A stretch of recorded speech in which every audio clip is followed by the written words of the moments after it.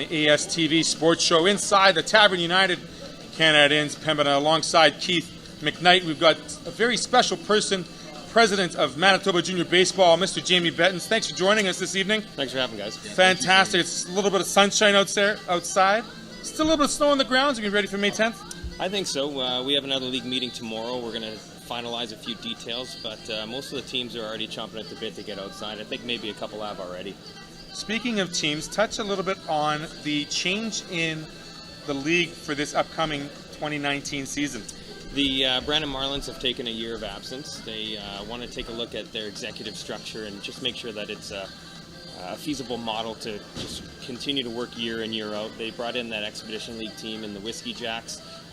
They don't think that that's going to cause any issues, but there's a bit of a pipeline situation there that I think once that gets rectified and the executive gets into place, that's fine. Portage has been flirting with the league for a couple of years now.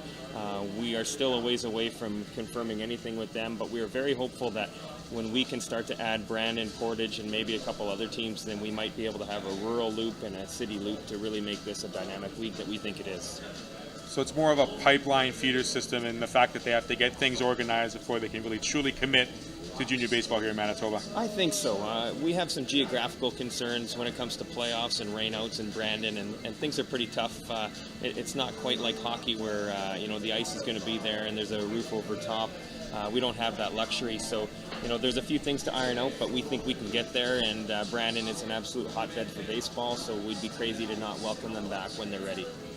Okay, so this year we've got 7 teams right now in the league. Yeah.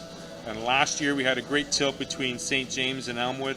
Are they the 2 favorites coming into this season, or has you got someone else chomping at the bit to give them a bit of a challenge? I think any time that you get to the finals, you have a bit of a target on your back. Both organizations are full of good coaches and a good pipeline of young players from the midget programs. Elmwood traditionally year in, year out with Ed Kulik. Puts a great product on the field, and St. James with Kevin Turney does a great job of recruiting. I think they're right in the mix. I think St. Boniface has an opportunity to maybe make some noise with a veteran crew, and the graduating midgets that won a midget championship, went to the national championship, and had a lot of guys on Team Manitoba.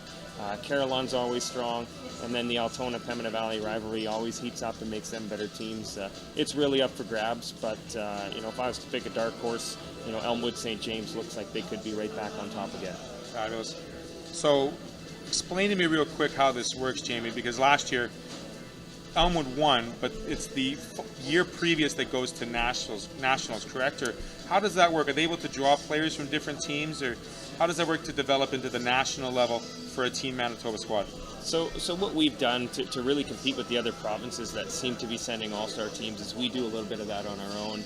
The championship team from the year previous really gets to send the coaching staff, and with that they get first right of refusal on some of their own players once we have a bit of a draft process to put our league's best out there. We think that that's the right way to do it. It has proven success at times. We've won a championship as early as far back as 2010, where we won the national championship in that format, and we continue to do our province proud with that, so we'll continue to do that moving forward. Fabulous. Jamie, thanks for joining us here. Thank you. On the ASTV Short Sports Show.